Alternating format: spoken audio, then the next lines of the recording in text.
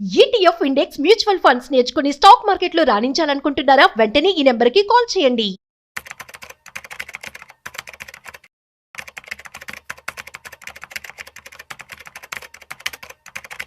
నమస్తే, welcome to Vishnu talks. నేను విష్ణు. ప్రస్తుతం నాతో పాటు senior stock market analyst Sundararamareddy గారు ఉన్నారు. వారితో మాట్లాడదాం.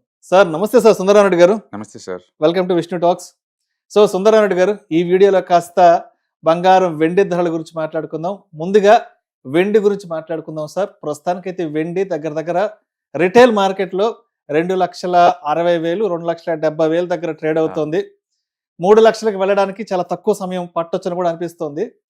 సార్ ఇప్పుడు ఒకవేళ సిల్వర్ కానీ ఒకే రోజు ఒక 10% కనుక ప్లస్ లో పెరిగితే, అంటే ఒకే రోజు వరల్డ్ వైడ్ గా ఒక 10% ఒక్కసారిగా పెరిగితే దాని ఇంపాక్ట్ అనేది ఆ నెక్స్ట్ డే ఎలా ఉంటుంది, ఆ కపుల్ ఆఫ్ వీక్స్ వరకు మార్కెట్ ని ఎలా ప్రభావితం చేస్తుంది అంటారు అసలు? రైట్.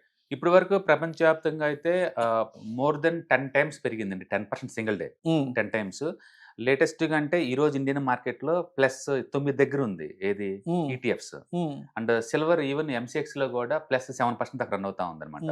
ప్రపంచవ్యాప్తంగా ఈ రోజు మార్కెట్ లో అన్నింటిలో సిల్వర్ మార్నింగ్ ఓపెనింగ్ లోనే 8 to 10% దగ్గర ఓపెన్ అయింది అనమాట. ఎందుకంటే ఫ్రైడే అమెరికాలో 10% ప్లస్ లో ఉంది కాబట్టి ఆ ఎఫెక్ట్ ఉందనమాట.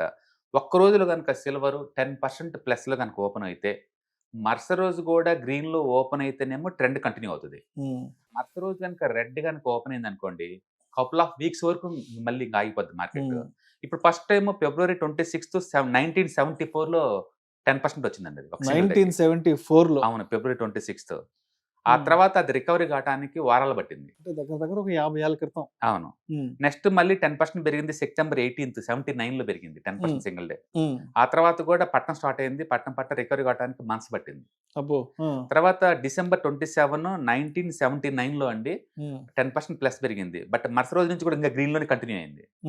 మరుస రోజు కూడా December 31st 1979 లోనే మళ్ళీ ఈ రోజు 10% ప్లస్ అయిందండి. మరుస రోజు కూడా 24 ప్లస్ అయింది. అంటే ఇంకా అది పెరుగుతూనే ఉంది అట్లా. అంటే జస్ట్ 3 days లోనే 45% పెరిగిందండి. ఆ రేంజ్ లో, ఆ టైంలో బాగా పెరిగింది. తర్వాత మళ్ళీ January 2nd 1980 లో వచ్చిందండి. ఆ రోజు 10% పెరిగింది. మరుస రోజు పట్టణం స్టార్ట్ అయింది. తర్వాత 1980 లో January 15వ తారీఖు అది మార్కెట్ పెరిగింది, అది ఆగిపోయింది. తర్వాత 1980 లోనే January 18th పెరిగింది 10%. అంతే, మంత్స్ పట్టింది రికవరీ కావడానికి. అంటే 87 లో April 24th 10% పెరిగింది. మరుస రోజు నుంచి మళ్ళీ పట్టణం స్టార్ట్ అయింది మార్కెట్. అలాగే 2020 August 6th 10% ప్లస్ అయిందండి. మరుస రోజు నుంచి పట్టణం స్టార్ట్ అయింది. మళ్ళీ నిన్న December 26th అమెరికన్ మార్కెట్ లో వరల్డ్ వైడ్ అన్నింటిలో కూడా +10 అయింది. మన మార్కెట్ క్లోజ్ అయినాయి కాబట్టి ఈ రోజు ఓపెన్ అయింది. ఈ రోజు మండేకి. రేపు చాలా ఇంపార్టెంట్. రేపు కనుక పట్టణం స్టార్ట్ అయిందంటే సిల్వర్, అది రికవరీ కావడానికి వీక్స్ నుంచి మంత్స్ పట్టింది. కాబట్టి ఇప్పుడున్న భూము ఉంటుందని కంటిన్యూ అవుతుందని గ్యారెంటీ ఏం లేదు. ఇప్పటికే మార్నింగ్ ఈటీఎఫ్స్ ప్లస్ లో ఓపెన్ అయిన కరెక్ట్ బ్యాక్ వస్తున్నాయండి. అంటే ఖచ్చితంగా రేపు చాలా ఇంపార్టెంట్. రేపు కనుక అది రెడ్ లో ఉందనుకోండి, మనం సిల్వర్ ప్రాఫిట్ బుక్ చేసుకుంటాం 50% లేదు మొత్తం బుక్ చేసుకొని కపుల్ ఆఫ్ మంత్స్ తర్వాత మార్కెట్ లోకి ఎంటర్ అవడం better. End of day industrial utility పెరుగుతున్న మాట నిజం, ఎలక్ట్రికల్ వెహికల్స్ యూసేజ్ పెరగడం మాట నిజం, అండ్ ఇది సోలార్ ప్యానల్స్ వాటికి సోలార్ యూసేజ్ నిజం. బట్ ఎంతున్న అబ్నార్మల్ యాక్టివిటీ ఇంత రావడానికి అవసరం లేదు. అక్కడ టూ మచ్ స్పెక్యులేటివ్ యాక్టివిటీ నడుస్తుంది వరల్డ్ వైడ్ గా. అక్కడ ఏమవుతుందంటే 1 kg ఒరిజినల్ మెటల్ ఉంటే సిల్వర్ 300 కాంట్రాక్ట్స్ ఈటీఎఫ్స్ రూపంలో కానీ ఫ్యూచర్స్ అండ్ ఆప్షన్స్ రూపంలో కానీ ట్రేడ్ అవుతున్నాయి. అంటే ఒరిజినల్ దానికన్నా కూడా ఈ పేపర్ మీద బెట్ కాసే వాళ్ళు ఎక్కువ అవుతున్నారు. దాంతో స్పెక్యులేషన్ ఎక్కువ ఉందన్నమాట. అందుకని సిల్వర్ ఇంకా పెరగదు అని చెప్పేసి బెట్ కాసే వాళ్ళందరూ రాంగ్ అయిపోయేసరికి ఏంటంటే వాళ్ళ షార్ట్ కవరేజ్ కోసం ఇంకా కొంట మెయిన్ చేస్తున్నారు. దాన్ని మనం స్క్వీజ్ అంటాం, సిల్వర్ స్క్వీజ్ అంటాం అనమాట. ఇప్పుడు ఇక స్క్వీజ్ నడుస్తుందండి. ఆ స్క్వీజ్ అయిపోయింది అనుకోండి, కొత్త కొనే వాళ్ళు ఉంటారు. ఇంకా ఇంతమంది నేను షార్ట్ కొట్టాను, ఈ రోజు క్లోజ్ చేసుకున్నాను, రేపు నుంచి నేను షార్ట్ కొట్టను ఇంకా అంటే ఇంక పెరగదు. ఇంకా మనం దాన్ని టెక్నికల్ గా యాంటీ క్లైమాక్స్ అంటాం. రైట్. సో సుందరరామరెడ్డి గారు, ఇప్పుడు మీరు అంటే సిల్వర్ లేదంటే గోల్డ్ ఆర్ సిల్వర్ పెరగడానికి కొన్ని టెక్నికల్ రీజన్స్ చెప్పారు ఇప్పుడు దాకా. ఒక కామన్ మ్యాన్ కి ఉన్న ఫండమెంటల్ క్వశ్చన్ ఏంటంటే, ఒక కామన్ మ్యాన్ కి ఉన్న ఫండమెంటల్ క్వశ్చన్, ఎందుకు అసలు ఈ సెంట్రల్ బ్యాంక్స్ అనేవి 100 టన్నులు 1000 టన్నులో ఈ సిల్వర్ ని, బంగారాన్ని కొని తమ దగ్గర ఉంచుకుంటున్నాయి అన్నది ఒక కామన్ మ్యాన్ కున్న క్వశ్చన్. ఏం అవసరం సెంట్రల్ బ్యాంక్స్ కి వేల టన్నులు, వందల టన్నులు కొని వాళ్ళ దగ్గర భద్రపరచుకోవడానికి. ఇప్పుడు సెంట్రల్ బ్యాంక్స్ దగ్గర డబ్బులు ఏదైనా మిగిలింది అనుకోండి, ఈ సంవత్సరం ప్రాఫిట్స్ వచ్చినాయి అనుకోండి సెంట్రల్ బ్యాంక్స్ కి, అది ఏదో ఒక ఎసెట్ రూపంలో దాచాలి కదా. సెంట్రల్ బ్యాంక్స్ కి ఇప్పుడు మనీ ప్రింట్ కొట్టినాయి, ప్రింట్ కొట్టినప్పుడు కొంత కమిషన్ వస్తుంది వాళ్ళకి. అలాగే గవర్నమెంట్ సెక్యూరిటీస్ మొత్తం ఎలా పట్టేస్తా ఉంటారు, తిరిగి కొంటా ఉంటారు, కొంత డబ్బులు మిగులుతుంది. అలాగే వీళ్ళ దగ్గర ఫారిన్ కరెన్సీలు ఉంటాయి కదా, డాలర్ స్ట్రాంగ్ అవుతుంది అనుకోండి, వీళ్ళు కొన్నప్పుడు తక్కువ రేట్ ఉంది, ఇప్పుడు పెరిగిన రేట్ దగ్గర ఎక్కువ వస్తుంది కదా, ఆ మార్జిన్ వస్తుంది కదా, అట్లా వీళ్ళకి రకరకాల రూపంలో డబ్బులు వస్తూ ఉంటాయి. ఒక Indian RBI bank central government కి సంవత్సరానికి మోర్ దెన్ 1,00,000 కోట్లు డివిడెండ్ రూపంలో ఇస్తుంది. అంటే అందరూ అనుకున్నట్టు ఇవి నాన్ ప్రాఫిట్ ఆర్గనైజేషన్ కావండి, ఎంతకంత ప్రాఫిట్ వస్తూ ఉంటది. ప్రపంచంలో ప్రతి సెంట్రల్ బ్యాంక్ డబ్బు వస్తూనే ఉంటుంది ఏదో రూట్ లో. వచ్చిన వాటిని ఏదో ఒక రూపంలో స్టోర్ చేయాలి కదా, దాన్ని సేవ్ చేయాలి కదా.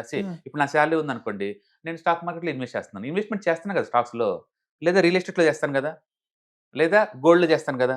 ఓకే, అట్లా ప్రతి మనిషి కనుక వాళ్ళు మిగిలిపోయిన డబ్బును కనుక వేరే అసెట్ లో ఎలా ఇన్వెస్ట్ చేస్తారో సెంట్రల్ బ్యాంక్స్ కూడా అంతే ఇన్వెస్ట్ చేస్తాయి. అంటే ఇక్కడ వస్తు రూపంలో ఆ అమౌంట్ ని కన్వర్ట్ చేసుకుంటున్నాయి. అంతే, అవును అవును, వస్తు రూపంలో అమౌంట్ ని కన్వర్ట్ చేసి వాళ్ళ దగ్గర పెట్టుకుంటున్నారు. అవును, మెటల్ రూపంలో కొనిపెట్టుకుంటున్నారు. ఎందుకు అంటే డాలర్ లో ఇంత ముందున్నంత అవసరం వాళ్ళకి లేదు ఇప్పుడు. సపోజ్ ఇండియానే ఉంది అనుకోండి, ఇండియా వాళ్ళు ఇంత ముందు 100కి 100% ఆయిల్ మొత్తం బయట నుంచి తెచ్చుకునే వాళ్ళు, వాళ్ళకి డాలర్లు పే చేసేవాళ్ళు. ఇప్పుడు 50% రష్యా నుంచి తెచ్చుకుంటున్నారు కదా, రష్యా నుంచి, అది ఇండియన్ రూపీలో పే చేస్తున్నారు కదా వాళ్ళకి. అప్పుడు అలాంటప్పుడు రష్యా వాళ్ళకి డాలర్ మనం ఇచ్చే పని లేదు కదా. అంటే డాలర్తో ఇంత ముందుతో పోల్చుకుంటే ఇప్పుడు అవసరాలు తగ్గిపోతున్నాయి. ప్రపంచంలో మెజారిటీ కంట్రీస్ అన్ని కూడా వాళ్ళ లోకల్ కరెన్సీలో ట్రేడ్ చేసుకుంటున్నాయి. అందుకని డాలర్ తో ఇంత ముందునంత పని లేదు ఇప్పుడు. అందుకని ఇంత ముందు ఏంటంటే ఎవ్రీ ఇయర్ అమెరికన్ డాలర్లు ఇన్వెస్ట్ చేస్తే వాళ్ళకి యావరేజ్ మీద ఒక 3 to 4% పెరుగుతూ ఉంటుంది. అందుకని వాళ్ళకి అది మంచి ఇన్కమ్ కింద లెక్క. రెండోది, వేరే కంట్రీలో ఏదైనా అర్జెంట్ కొనాలంటే వాళ్ళకి డాలర్లో పే చేయాలి కాబట్టి ఎప్పటికైనా పనికొస్తుందని చెప్పేసి డాలర్లో స్టోర్ చేస్తూ ఉంటారు. అంటే డాలర్లో స్టోర్ చేయడం వల్ల సెంట్రల్ బ్యాంక్ వచ్చిన అడ్వాంటేజ్ ఏంటంటే అర్జెంటుగా కంట్రీ నీడ్స్కి ఏమైనా ఉంటే ఇంపోర్ట్ చేసుకోవచ్చు వేరే కంట్రీస్ నుంచి. రెండోది, డాలర్ ఎవ్రీ ఇయర్ 3 to 4% దాకా పెరుగుతూ ఉంటుంది బై డిఫాల్ట్. అందుకే ప్రపంచవ్యాప్తంగా అందరూ కూడా అమెరికన్ గవర్నమెంట్ సెక్యూరిటీస్లో ఇన్వెస్ట్ చేస్తూ ఉంటారు. ఇప్పుడు ఏమైందంటే గత కోవిడ్ కాడి నుంచి అమెరికన్ గవర్నమెంట్ టూ మచ్గా డాలర్ ప్రింట్ కొట్టడం వల్ల వీళ్ళు లోకల్ అన్సర్టన్ వరల్డ్ వైడ్గా వచ్చిన అన్సర్టనిటీ వల్ల ఏంటంటే లోకల్ కరెన్సీలో ట్రేడ్ చేయడం బిగిన్ చేశారు. అప్పుడు ఇంత ముందులా నాకు డాలర్ అవసరం లేదు ఇప్పుడు. అంటే ఇప్పుడు కోవిడ్ తర్వాత నుంచి ఇలా వాళ్ళకు వచ్చిన లాభాలని ఇలా మెటల్స్ రూపంలోకి ఇన్వెస్ట్ చేసుకుని భద్రపరచుకోవడం అనే, అంటే వాళ్ళకు ఒక ప్రేరణ కలిగించిన అంశం ఈ కోవిడ్ నుంచి అమెరికన్ ఎక్కువ ప్రింట్ కొట్టడం నుంచి. దాంతో ఏంటంటే డాలర్ లో 100% నిల్వ ఉంచే బ్యాంకులన్నీ కూడా డాలర్ లో ఉంచి కొంత పార్ట్ ని గోల్డ్ గా కన్వర్ట్ చేసుకొని స్టోర్ చేస్తుంది. ఇప్పుడు ఇండియా ఉందనుకోండి, ఒకప్పుడు టోటల్ మన దగ్గర ఆర్బీఐ ఉన్న అసెట్స్ లో ఈ గోల్డ్ అనేది 4% ఉండేది, ఇప్పుడు 13% చేశారు దాన్ని. అప్పట్లో 500 టన్స్ ఉండేది సెంట్రల్ గవర్నమెంట్ దగ్గర, సెంట్రల్ బ్యాంక్స్ దగ్గర. ఇప్పుడు 800 టన్స్ వచ్చినాయి కదా. అంటే వీళ్ళు కూడా గోల్డ్ నిల్వ చేయడం ఎక్కువ అవుతుంది.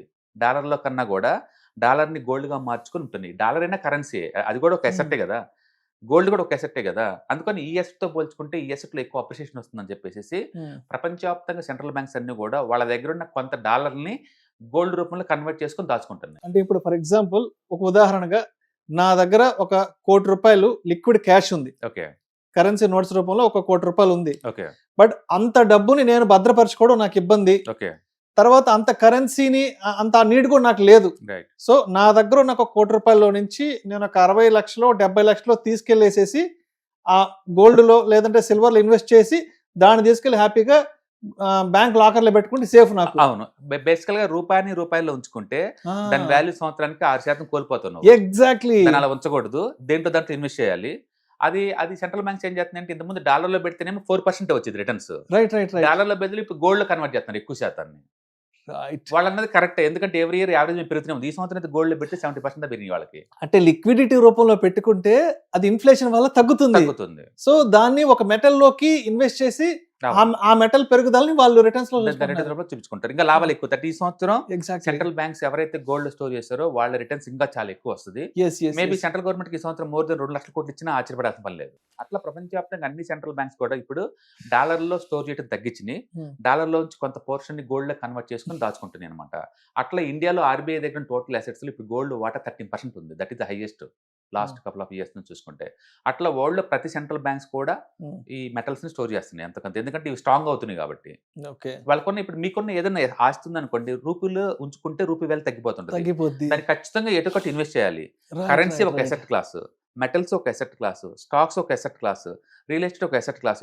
దాంట్లో కన్వర్ట్ చేస్తేనే మీ వాల్యూ తగ్గిపోకుండా ఆగిద్ది, ప్లస్ ఎంతకంత అప్రిషియేట్ అవుద్ది అనమాట. Exactly, real that sounds great. Real అసలు ఉన్న లాజిక్ అది. సో అయితే ఇప్పుడు ఏంటి అసలు ప్రస్తుతానికి ఏంటి మార్కెట్లో పరిస్థితి ఏంటి, అండ్ ప్రపంచ మార్కెట్లు అంతా కూడా ప్రస్తుతానికి ఈ వెండిని ఎలా చూస్తున్నాయి? ఇందాక వీడియో స్టార్టింగ్ లో మీరు చెప్పినట్లుగా ఇవాళ ఆల్మోస్ట్ ఓపెనింగ్ ఒక 10% హైక్ వచ్చింది కాబట్టి, సో అంటే కొత్త సంవత్సరం నుంచి అసలు ఏంటి మార్కెట్ని ఎలా ఎక్స్పెక్ట్ చేయొచ్చు? ఎందుకంటే సిల్వర్ కి సంబంధించి, గోల్డ్ కి సంబంధించి విపరీతమైనటువంటి స్పెక్యులేషన్ ప్రపంచవ్యాప్తంగా నడుస్తుంది. అంటే బయట ఎక్కడ చూసినా ఏ 2-3 కలిసినా కూడా బంగారం, వెండి ధరల గురించి మాట్లాడుతున్నారు. అయ్యో ఆ రోజు మనం కొనిపెట్టుకోలేకపోయామే, ఇవాళ ఒక తులం కొనాలంటే 1,50,000 పెట్టాల్సి వస్తుందంటూ కూడా ఎక్కడ పట్టినా కూడా దీనికి సంబంధించిన బజ్ అనేది విపరీతంగా క్రియేట్ అవుతుంది. కాబట్టి ఎస్, అంటే ఇప్పటికి అంటే ఇవాళ వరకు ఉన్న మార్కెట్ని దృష్టిలో ఉంచుకొని ఇవాళ డబ్బులు ఉంటే వెళ్ళి గోల్డ్, సిల్వర్ కొనిపెట్టుకోవడం మంచిదా, లేదంటే ఆ డబ్బులు పక్కన పెట్టుకొని వెయిట్ చేయడం మంచిది అంటారా? వెయిట్ చేయడం బెటర్ అని చెప్తాను. ఎందుకంటే 10% ప్లస్ పెరిగిన ప్రతిసారి కూడా మార్కెట్ లో నెక్స్ట్ రోజు చాలా ఇంపార్టెంట్, రేపు ట్యూస్డే చాలా ఇంపార్టెంట్. రేపు కనుక ట్యూస్డేలో గ్రీన్ లో మార్కెట్ కనుక సిల్వర్ క్లోజ్ అయితే కనుక ఇంకా పెరిగే ఛాన్స్ ఎక్కువ ఉంది. 3 లక్షలకు వెళ్ళిపోద్ది రేపు కానీ గ్రీన్ లో వస్తే. అవును, రేపు కనుక రెడ్ డే ఉంది అనుకోండి, కరెక్షన్ స్టార్టింగ్ పాయింట్ అనమాట. ఇంకా couple of weeks or months వరకు కరెక్షన్ గ్రో అవుతుంది మార్కెట్. ఎందుకంటే షార్ట్స్ వాళ్ళందరూ క్లోజ్ చేస్తున్నారు అనుకోండి, ఫర్దర్ మూవ్ అవడానికి ఏం లేదు అక్కడ. దాన్ని మనం యాంటీ క్లైమాక్స్ అంటాం టెక్నికల్ గా. యాంటీ క్లైమాక్స్ అంటే small candle, big candle, bigger candle. ఇంకా పెరిగిద్ది అనుకుంటామా, ఇంకా ఆగిపోద్ది ఇక్కడ. ఎందుకంటే కొనేవాళ్ళు లాస్ట్ కొనేవాళ్ళు అయిపోయారు, ఇక్కడ నుంచి పట్టణం స్టార్ట్ అవుతుంది అనమాట ఇంకా. కాబట్టి రేపు చాలా ఇంపార్టెంట్. సో మొత్తానికి రేపు డిసెంబర్ 30వ తారీఖున నెక్స్ట్ వెండి ధరలు డిసైడ్ అవుతాయి. పెరుగుతాయా, పెరగవా, తగ్గుతాయా, తగ్గవా అన్నది మాత్రం రేపు మంగళవారం చెప్పాలంటే రేపు వైకుంఠ ఏకాదశి. సో మొత్తానికి రేపు అయితే డిసైడ్ అవుతుంది అంటారు. వెరీ బోల్డ్ డిసిషన్ అండి. ఎందుకంటే 10 సంవత్సరాల చరిత్ర మనం తిరిగేసి వస్తున్నాం. స్టార్టింగ్ 74 నుంచి ఇప్పుడు వరకు అదే జరుగుతుంది. అంటే నిలబడితే కంటిన్యూ అవుతున్నాయి, రేపు నిలబడలేకపోతే కొలాప్స్ అవుతున్నాయి. కాబట్టి ఇది రేపటి నుంచి రేపు చాలా క్రూషియల్ పాయింట్. అండ్ దీన్ని బట్టి మనం ప్రెడిక్ట్ చేయొచ్చు. కొన్ని వారాల వరకు నెక్స్ట్ వెండి ఏం జరగబోతుంది మనం ప్రెడిక్ట్ చేయొచ్చు. చెప్పాలంటే ఇంకా ఎల్లుండి నుంచి వెండి భవిష్యత్తు ఏంటనేది రేపు డిసెంబర్ 30 మంగళవారం నాడు డిసైడ్ కాబోతోంది. రైట్ సార్, జనవరి 10th, 11th educative webinar conduct చేయబోతున్నారు. సో ఈసారి ఎటువంటి కంటెంట్ తో ఆడియన్స్ ముందుకు రాబోతున్నారు, ఎటువంటి నాలెడ్జ్ షేరింగ్ చేయబోతున్నారు? ప్రతిసారి మనం మంత్లీ 2 times కండక్ట్ చేస్తూ ఉంటాం ఈ ఆన్లైన్ వెబినార్స్. దీంట్లో మనకి ETFs, index funds, mutual funds అవంటే ఏంటి, వాటిని మనం ఎక్కడి నుంచి ట్రాక్ చేసుకోవచ్చు, అండ్ మీకు ట్రేడింగ్ అకౌంట్ అంటే ఏంటి, డిమాట్ అకౌంట్ అంటే ఏంటి, వాటిలో మనం ఎలా వీటిని చేసుకోవచ్చు, అలాగే సిడిఎస్ఎల్ లేదా ఎన్ఎస్డిఎల్ వాటి నుంచి ఎలా ట్రాక్ చేసుకోవచ్చు, మీకు వీటన్నిటికీ మీకు ఐడియా జనరేట్ అవుతుంది అనమాట. చాలా మంది స్టాక్ మార్కెట్ అంటే ఎక్కడ బిగించాలి, ఎలా బై చేయాలి, ఎలా సెల్ చేయాలి, ఏట్లో చేసుకుంటే సేఫ్టీ ఎక్కువ వస్తుందని చెప్పేసి ఎంక్వైరీ చేస్తూ ఉంటారు. అలాంటి వాళ్ళకి ఏంటంటే ఈ ప్రోగ్రామ్ ఒక ఫౌండేషన్ లాగా వచ్చింది అనమాట. అందుకని మీరు ఆల్రెడీ ఎంతకంత నాలెడ్జ్ ఉన్నా, అస్సలు నాలెడ్జ్ ఏం లేకపోయినా మార్కెట్ గురించి, అంటే రిస్క్ లేకుండా ఈ మార్కెట్ ని హ్యాండిల్ చేయాలంటే మనకున్న ఆప్షన్ ఏంటంటే ఈటీఎఫ్స్, ఇన్వెస్ట్మెంట్స్, మ్యూచువల్ ఫండ్స్ అనమాట. కాబట్టి మీరు స్టాక్ మార్కెట్ ని ఎక్స్ప్లోర్ చేయాలంటే మాత్రం ఒక స్టార్టింగ్ స్టెప్ గా, లేదా ఎక్స్పీరియన్స్ ఉన్న వాళ్ళకి కొంచెం అడిషనల్ మనీ మేక్ చేయడం కోసం ఈ ప్రోగ్రామ్ బాగా యూజ్ అవుతుంది అనమాట. Total 2 days programme and 6 hours training దీంట్లో. అంటే జనవరి 10th, 11th 2 days లో కండక్ట్ చేస్తారు. ఎవరికైనా ఇంట్రెస్ట్ ఉంటే కింద నెంబర్ స్క్రోల్ అవుతున్న నెంబర్ కి పింక్ చేసుకుంటే సీట్ కన్ఫర్మ్ చేస్తారు అనమాట. Thank you sir, thank you so much Sundara Reddy గారు. హాయ్, నేను మీ సుందర రామిరెడ్డి. ఈ వాలటిలిటీ మార్కెట్ లో మనీ ఎలా మేక్ చేయాలని ఆలోచిస్తున్నారా? అంటే స్టాక్ మార్కెట్ బాగా బ్లీడ్ అవుతున్న ఈ టైంలో పోర్ట్ఫోలియోస్ అన్ని కూడా బ్లీడ్ అవుతున్నాయా? అండ్ ఈ వాలటిలిటీని ఎలా హ్యాండిల్ చేయాలి, లాంగ్ టర్మ్ లో మంచి పోర్ట్ఫోలియో ఎలా బిల్డప్ చేయాలో ఆలోచిస్తున్నారా? అలాంటి వాళ్ళ కోసమే ఈ వెబినార్. రాబోయే ETFs, index funds and mutual funds వెబినార్లో పార్టిసిపేట్ చేయండి. మీ నాలెడ్జ్ పెంచుకొని రిస్క్ని మినిమైజ్ చేసుకోండి. స్టాక్ మార్కెట్లో ఉన్న ఇలాంటి వాలటిలిటీని ఎలా హ్యాండిల్ చేయాలో తెలుసుకోండి.